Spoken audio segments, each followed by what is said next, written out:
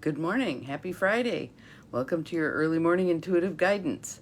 All kinds of things to point out, including our, whoops, right here, our little ray of light again today. Gotta love that. Um, this is Early Morning Intuitive Guidance. I'm Dr. Bonnie Nussbaum, here with some words of wisdom for your day. Welcome to whomever just popped on. Glad you are here. We'll give it a minute as others pop on. Good morning, Mel. You are the first one today. Yay, you. Look at you go on a Friday. Oh, and Jonil is here also. Your message came through the weird way. Good morning, Nancy. Welcome. Glad you're here. Everybody's starting to roll in. And I'm kind of smirking because I smirk a lot, don't I? I'm thinking about that. I smirk a lot. Anyway, I have my favorite toffee Mary Kay lipstick on, and I was just digging through my bag. Good morning, Cindy. Welcome. And actually, I'll show you one of them. I have 3 bags of Mary Kay lipsticks that when I was doing shows, that's what I would use for demonstrations. Now I get to use them all up. And tonight I'm going to a gala event, and I have this bright red jacket I'm wearing. So I was digging through looking for a bright red lipstick. So I've got a couple to test drive and decide what I want to wear. But I didn't think bright red would go with a more mauve-y tone. So here we are with the old standby toffee.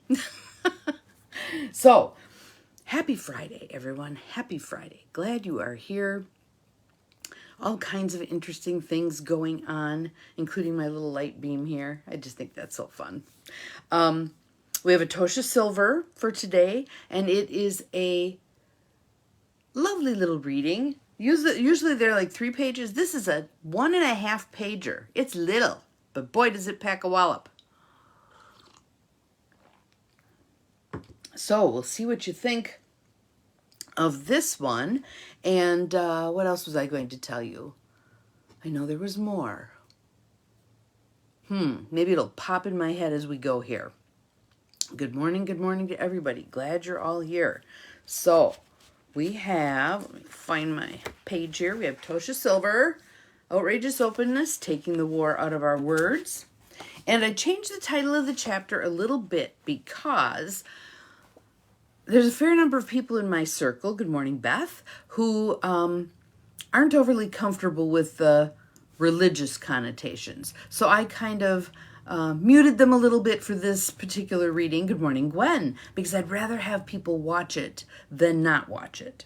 So the title of it is, When You Know the One, Anything Can Come. But that's not the title I put on this because I modified it a bit to hopefully get a few more people willing to look past their discomfort with religious toned things and actually pick up the message, because this is such a good message. In my book, it's page 40. If your book is different and you have a page number, put it in the feed in case someone else watching has the same page number as you do. But when you know the one, anything can come. So nice deep breath in. Let it go. Another deep breath in. Let it go. Allowing yourself to settle into right here, right now, being fully present. And it feels important to say, and fully alive. Fully present and fully alive. Let's really step into our earth walk today.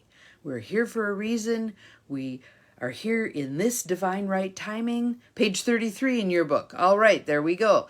Good morning, Sue. Glad you are here. Welcome, welcome. When you know the one, anything can come. The quote is by Florence Scovel Shinn, who was writing in the 1940s, I believe, but way ahead of her time in terms of prescient thought. So, and I'm continuing to go through the Chalice and the Blade and be astounded at the revelations in there about the divine feminine, and really how prevalent it was.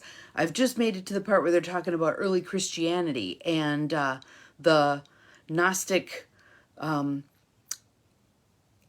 information that was found. I'm trying to remember when they dug up those documents but they'd been buried for 1,400 years, I believe, and thank God for they think it was a priest or a monk who hid them to avoid them being destroyed. Good morning, Catherine.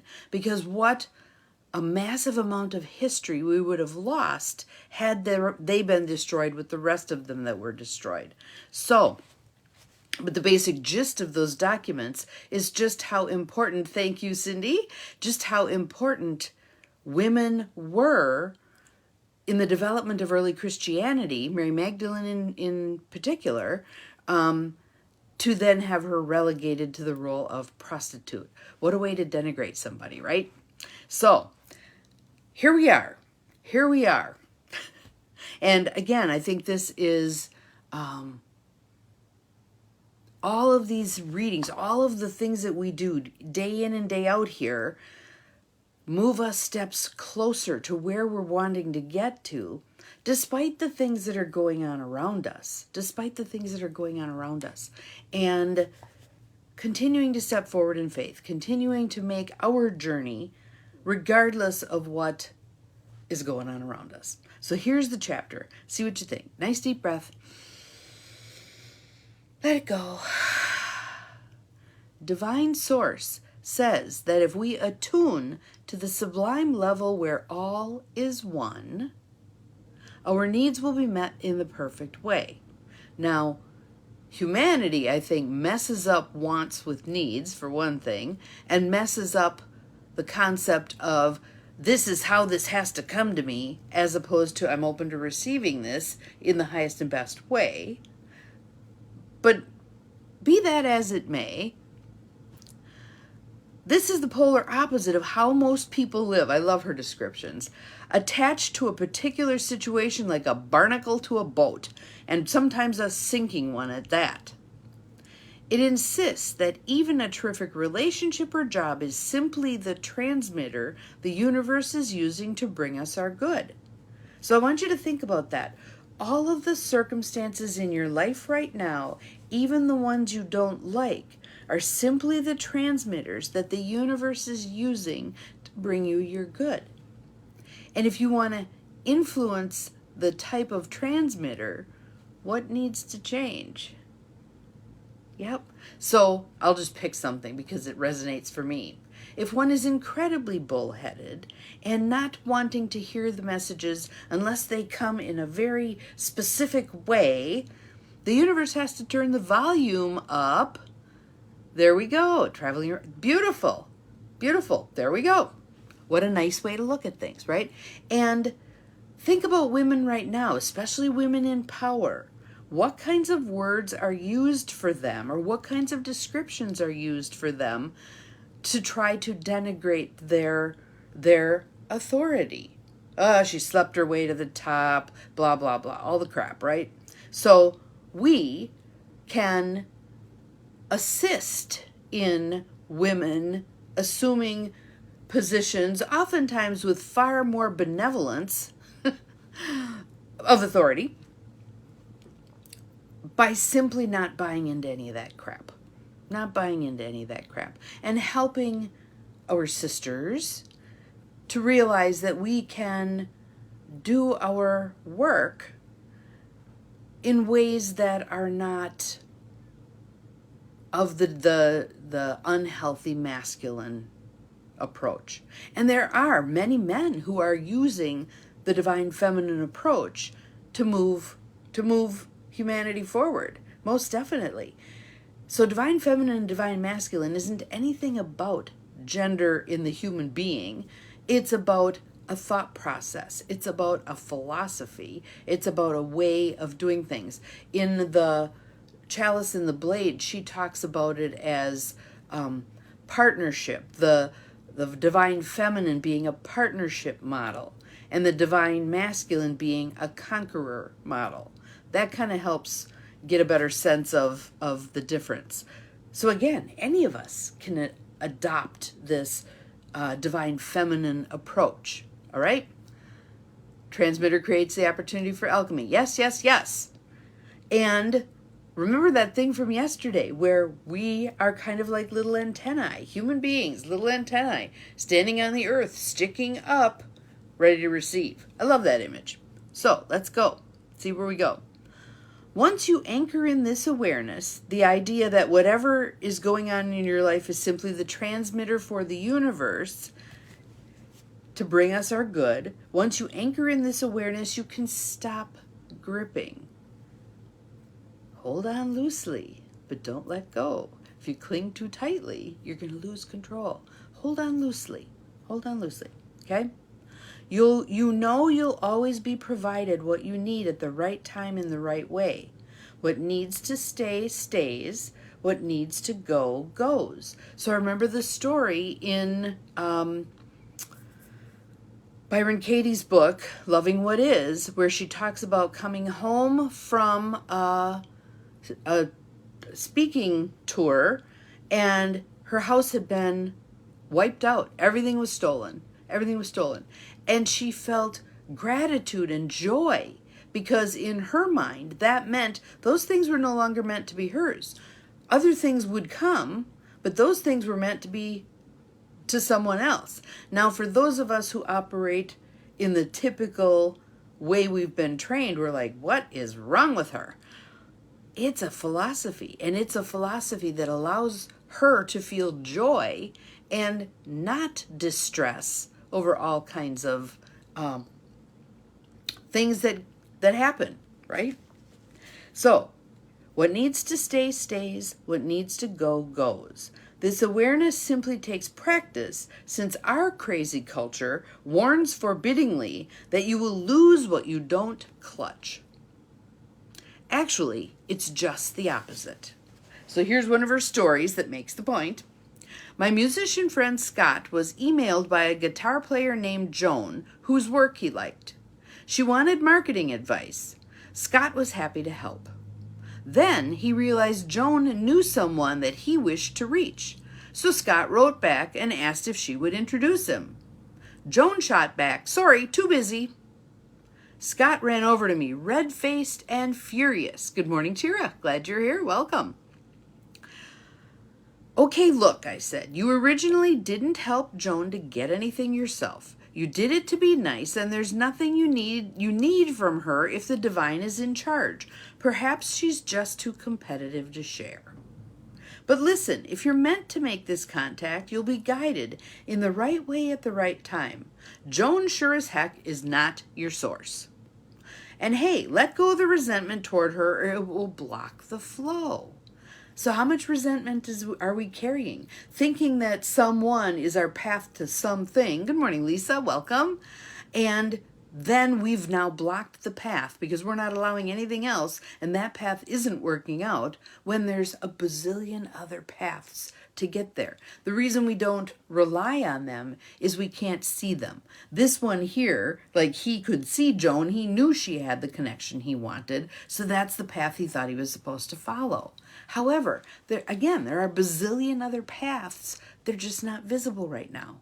And when you have faith and trust that they do indeed exist, then they can open up. So, perhaps she's just too competitive to share. But listen, if you're meant to make the contact, you'll be guided in the right way at the right time.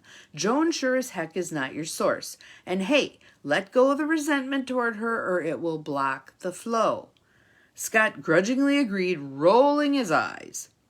He called a week later, whooping and hollering. He had just gone to a club in the Castro where he had randomly met a guy who turned out to be close to the person he wanted to reach. They were all meeting for a drink the following night. So, what do you take from this little page and a half reading? What do you take from this? What's your message that you're going to take from this? Mine is, get out of the way. If there's something I want or need, so I'm thinking about my housing project. If there's something I want or need with regard to that, it's out there. It's waiting just on the other side of the thin curtain for divine right timing and divine right order. This event I'm going to tonight, there's going to be all manner of people there that are in this field. And they're going to be telling us how they created this beautiful, affordable housing project out of the mall in downtown Green Bay. And I was through it when it was just the steel girders as they were making the apartments. So now we get to do a tour and see the place where people live. How cool is this? How cool is this? So what we need comes to us when we are open to receiving. What we need comes to us when we are open to receiving in unusual ways sometimes. Are you open to just kind of looking around and paying attention and taking the next steps that show up and receiving what comes to you? Good morning, Cheryl. Welcome.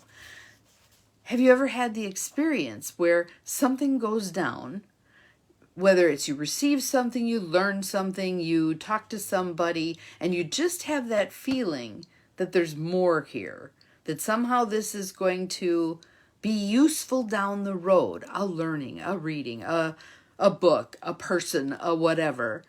And sometimes it's years. I remember like deciding in school, in college, that even though I was on the track for psychology, neck up, right? I was going to take anatomy and physiology. It was a nursing course. We had a cadaver lab. And everybody in my field was like, what the hell are you doing? Why do you want to deal with dead bodies? Blah, blah, blah, blah. That information has been so valuable over my lifespan that I was just guided. I need to take this course. And there was actually another woman in my program. She was very competitive with me. I'd walk out the door of a class having taken a test, and she'd be standing there wanting to know what score I got, to see if she did better than me. Whatever. But she decided when I said that I was going to be taking this anatomy and physiology class, she took it as well. And I would guarantee that if I crossed paths with her now in life, she would say that class was tremendously helpful in her career as a psychologist. So sometimes it doesn't manifest immediately. We learn something, we do something, we meet somebody, we read a book, we whatever, and we just have that sense of knowing that it's going to have value for us, additional value for us, beyond what we get out of it in the moment, down the road. Love those opportunities. Let's open ourselves to those opportunities. Let's take a breath. Jonil says, meeting me. There we go. Absolutely. Absolutely. We wouldn't be doing common ground conversations had we not crossed paths, right? And we're getting a lot of compliments on common ground conversations. So if you haven't discovered that little endeavor of ours, check out my business page, check out Jonil's business page, also on our other platforms. She does TikTok, I don't do TikTok, but the various places where we are. I do more LinkedIn than she does LinkedIn, etc. But you can find our Common Ground Conversations where we're having conversations about things that are different between us. We can still love each other even though we have differences of opinion. Yes, there you go. Trained yourself to the past 30 years to recognize doors to open and not be afraid to step through. Take the step. Yes. And did you not learn a ton, Beth? Did you not learn a ton? You know? And interesting stuff. Just interesting stuff. You know? Yeah. So, what are you going to do with this information? This idea that when you believe there is supply for every demand, when you believe there is more than enough to go around, when you believe that part of energizing the system of what brings your good to you is moving things on, hoarding is not the answer. Hoarding is not the answer. If you're not using something, yes, absolutely our tissues carry our issues. I actually had someone text me yesterday because she had multiple physical symptoms that, including a sty in her eye, seeing the world through angry eyes. Louise Hay, amazing stuff. I had a friend, actually we're just about to hit the anniversary of her passing, who used to say to me, get out that damn purple book and tell me what blah, blah, blah means, whether it was whatever her symptom was at the time. And it was always spot on. Louise Hay was brilliant, absolutely brilliant. So, when we begin to use our intellect, our heart and soul to understand our tissue issues, those messengers can begin to go away.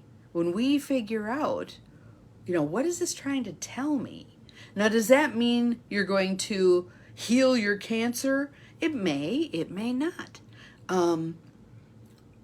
But again, viewing your cancer as a messenger that you can walk with and learn. And I found those synchronicities, right?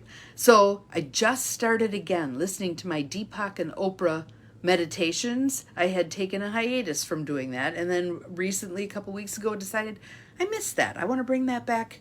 So the one I picked was, it's something like being calm in difficult times.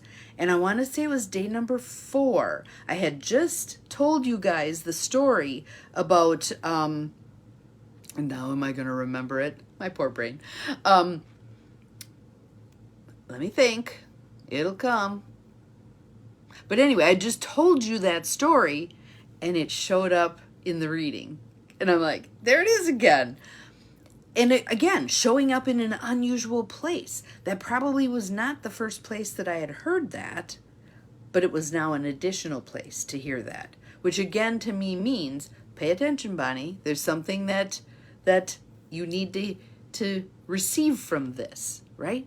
So where do you feel like you're at in terms of being receptive? That doesn't mean sitting around waiting for the universe to drop it on your head. It means paying attention to what is the next door, window, whatever that's opening, and taking the step through it.